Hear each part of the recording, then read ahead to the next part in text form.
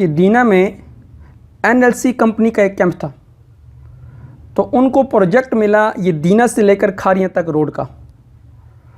تو ان کا جو ڈائریکٹر تھا نا، انجینئر میجر کیسرانی، تو ہمارے ایک ساتھی کہنے لگے کہ میرا اس کے پاس آنا جانا بہت زیادہ تھا، ہم آپس میں بیٹھتے، گپ سپ شروع ہو جاتی، اور اکثر جو ہمارا موضوع ہوا کرتا تھا وہ سائیں طارق کی سرائے کی شاعری جو ہے وہ ہمارا موضوع ہوا کرتی تھی۔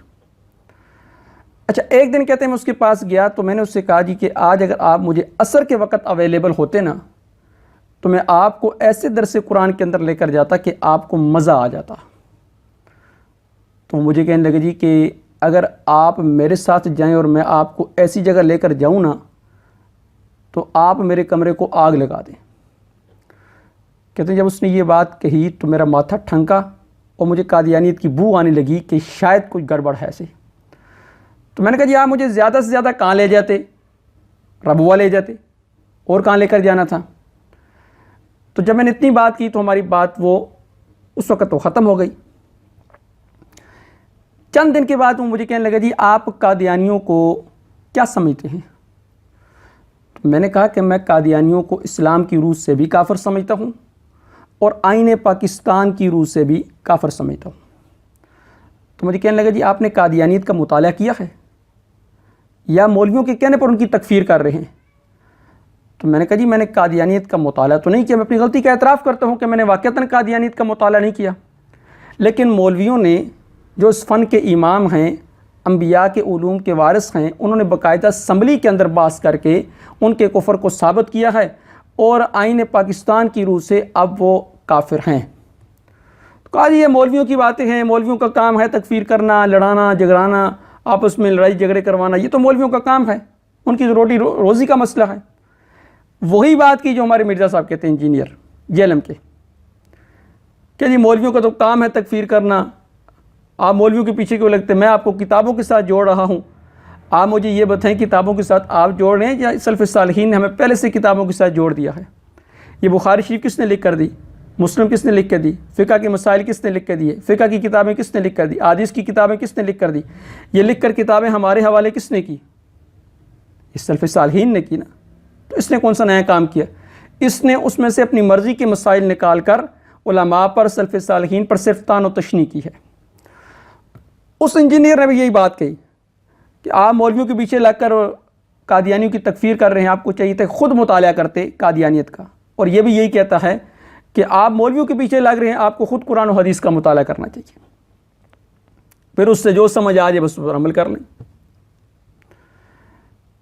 تو وہ ہمارا ساتھی وہ سمجھدار تھا، اور میں ساتھیوں کو اکثر یہی بات کہا کرتا ہوں کہ ہر سوال کا جواب دینا وہ ضروری نہیں ہوتا، بلکہ بعض دفعہ کسی سوال پر سوال کرنا یہ سوال کا جواب ہوتا ہے، اور نبی اکرم صلی اللہ علیہ وسلم کی سنت بھی ہے۔ بعض مقام پر آپ نے سوال کا جواب نہیں دیا بلکہ سوال پر سوال کر کے پھر بات کو سمجھایا ہے۔ تو کہتا جی میں نے اپنی گفتگو کا رخ فوراً فلسطین کی طرف پھیر دیا۔ میں نے کہا جی فلسطین کے مسلمانوں کو اسرائیل کے مسلمان یہ مار رہے ہیں۔ تو مجھے کہنے لگا جی کہ اسرائیل میں مسلمان کہاں سے آ گئے؟ وہاں تو سارے کافر ہیں۔ تو ہمارے اس ساتھی نے کہا جی وہاں کافر تو نہیں، وہاں تو یہودی ہیں۔ کہا جی یہودی کافر ہی تو ہیں۔ تو اس نے فوراً اس انجینئر کو کہا کہ آپ نے یہودیت کا مطالعہ کیا ہے یا صرف مولویوں کے کہنے پر ان کی تکفیر کر رہے ہیں؟ جب یہ بات کہی نا اب وہ گڑبڑا گیا۔ اس نے کہا جی میں نے یہودیت کا مطالعہ تو نہیں کیا۔ اس نے کہا آپ نے یہودیت کا مطالعہ نہیں کیا لیکن مولویوں کے کہنے پر ان کو کافر کہہ رہے ہیں، تو میں اگر قادیانیت کا مطالعہ نہ کروں اور مولویوں کے کہنے پر کافر کہہ دوں تو میں غلط ہوں اور آپ صحیح ہیں۔ کہنے لگے جی نہیں بات یہ نہیں ہے، آپ دیکھیں نا کہ قادیانیوں کے اندر کتنے بڑے بڑے ڈاکٹر ہیں، سائنسدان ہیں، انجینئر ہیں اور کرنل ہیں، جرنل ہیں، کتنے ذہین انسان موجود ہیں، وہ سارے پاگل ہیں۔ تو تھا تو بڑا سمجھدار۔ تمہارا ساتھی کہنے لگے جی ہمارا یہ پڑوسی ملک ہے، اگر کبھی آپ کا جانا ہو تو دیکھ لیں، وہاں بڑے بڑے سائنسدان ہیں، ڈاکٹر ہیں، انجینئر ہیں، وہاں بڑے بڑے میڈیکل اسپیشلسٹ ہیں، کرنل ہیں، جرنل ہیں، وہ سارے گائے کا پیشاب پیتے ہیں، ہندو بنیا جتنے بھی ہیں وہ سارے پاگل ہیں۔ جب یہ بات کہی نا تو اب اس کے پاس اس بات کا کوئی جواب نہیں تھا۔ کہا جی ہمارا آپ کا اختلاف کیا ہے؟ ختم نبوت کے مسئلے پر اختلاف ہے۔ میرا بازو پکڑا، کیا تب پکڑ کر مجھے کمرے میں لے گیا، الماری سے کتاب نکالی اور کتاب نکالنے کے بعد اس نے کہا جی آپ کے ختم نبوت کے حوالہ سے جتنے اعتراضات ہیں ان سب کا جواب اس کے اندر موجود ہے۔ میں نے کہا اچھا، کہتے ہیں آپ اس کا مطالعہ کر لیں۔ کہتے ہیں میں نے یہ کتاب لی، کتاب لے کر میں نے رکھی سائڈ پر۔ میں نے کہا جی کتابیں تو نہ آپ مولوی ہیں نہ میں مولوی ہوں، یہ کتابیں صرف مولویوں تک رہنے دیں، وہ اس کو پڑھ لیں۔ میں اور آپ ایک عام انسان ہیں، آپ انجینئر ہیں اور اس بات کو اچھی طرح سمجھتے ہیں، تو میں آپ سے ایک سوال کرنا چاہتا ہوں اگر آپ اجازت دیں تو۔ کہا جی کر لیں۔ کہا یہ دینا سے لے کر کھاریاں تک آپ کو پروجیکٹ ملا ہے، آپ کام کر رہے ہیں؟ کہتے یہاں کر رہے ہیں۔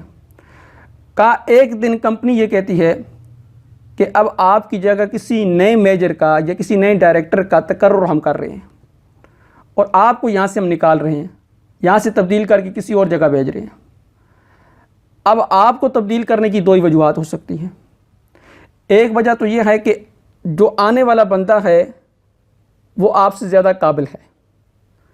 دوسری بات یہ ہو سکتی ہے کہ آپ کے اندر کوئی پروفیشنل کمزوریاں موجود ہیں جس کی وجہ سے آپ کی کمپنی نے آپ کو اس پروجیکٹ سے ہٹا دیا ہے۔ ایسے ہی ہے؟ کہنے لگے جی بالکل ایسے ہی ہے، یا تو میرے اندر کوئی پروفیشنل کمزوری موجود ہوگی، یا دوسری بات یہ ہے کہ آنے والا آدمی مجھ سے زیادہ وہ قابل ہوگا۔ کہا جی بات ٹھیک ہے۔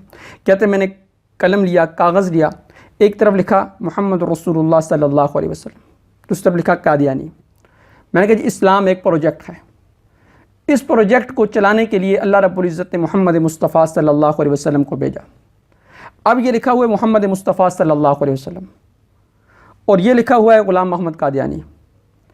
اب آپ مجھے نبی اکرم صلی اللہ علیہ وسلم میں سے کوئی ایک پروفیشنل کمزوری نکال کے بتا دیں تاکہ مجھے پتہ چلے کہ ان کے بعد کسی نئے ڈائریکٹر یا میجر کو بھیجنے کی ضرورت تھی۔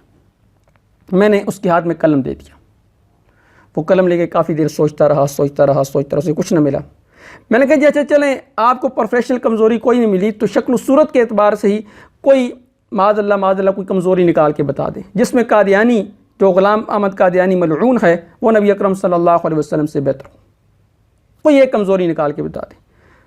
وہ کافی دیر سوچتا رہا کوئی، تو وہ کہتے ہیں میں نے اس کے ہاتھ سے قلم لیا۔ میں نے کہا جی اگر آپ مجھے کہیں نا، میں آپ کو 1 منٹ کے اندر 10 کمزوریاں اس کی جسمانی بھی نکال کے دے سکتا ہوں اور اس کی باتوں کو بھی نکال کے دے سکتا ہوں۔ تو کہنے لگا، میں نے اس سے کہا انجینئر صاحب یہ اسلام ایک پروجیکٹ ہے، اس کے اندر آپ سٹاف کو اور وسائل کو تو بڑھا سکتے ہیں لیکن ڈائریکٹر کو تبدیل نہیں کر سکتے۔ ڈائریکٹر کو آپ تبھی تبدیل کریں گے جب پہلے ڈائریکٹر کے اندر کوئی پروفیشنل کمزوری پائی جائے یا پہلے ڈائریکٹر کے اندر کسی قسم کی کوئی کمی پائی جائے۔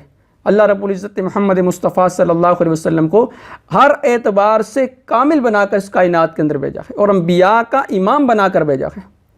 جب آپ انبیاء کے امام ہیں تو اب آپ کے بعد کسی قسم کا کوئی نبی نہیں آ سکتا۔ کہتے ہیں جب میں نے یہ بات کی تو اپنا منہ لے کے بیٹھ گیا۔ تو میں اکثر ساتھیوں کو کہا کرتا ہوں کہ بعض دفعہ سوال کا جواب وہ جواب نہیں ہوتا بلکہ سوال پر سوال کر کے بات کو سمجھایا جاتا ہے۔ جیسے اس نے کہا جی آپ مجھے کوئی پروفیشنل کمزوری نکال کے بتائیں، اب وہ چپ ہو گیا۔ تو اسی طرح آج کل فتنوں کا دور ہے، فتنوں کے دور میں لوگوں کو کیسے گمراہ کرتے ہیں کہ جی میں قرآن و حدیث کو صحیح سمجھا ہوں۔ 1400 سال سے آج تک کوئی بندہ قرآن و حدیث کا صحیح نقشہ پیش نہیں کر سکا۔ اگر مثال کے طور پر 1400 سال سے کوئی بھی حق پر نہیں تھا تو نبی اکرم صلی اللہ علیہ وسلم نے یہ جو بات ارشاد فرمائی تھی کہ قیامت کی صبح تک ایک جماعت حق پر رہے گی، آپ نے یہ نہیں فرمایا کہ ایک کتاب حق پر رہے گی، آپ نے فرمایا کہ قیامت کی صبح تک ایک جماعت حق پر رہے گی۔ یہ مرزا صاحب کہتے ہیں جی کہ میں نے آ کر آپ کو قرآن و حدیث سمجھانا شروع کیا، میں آپ کو کتابوں کے ساتھ جوڑ رہا ہوں۔ اس کا مطلب ہے 1400 سال سے کوئی بندہ بھی امت مسلمہ کو صحیح راستہ نہیں بتا سکا اور 1400 سال سے کوئی جماعت ایسی نہیں تھی جو حق پر ہو۔ اس کا مطلب الیاذ باللہ نبی اکرم صلی اللہ علیہ وسلم کا فرمان غلط تھا، جھوٹا تھا۔ ہم کہتے ہیں یہ نہیں ہو سکتا۔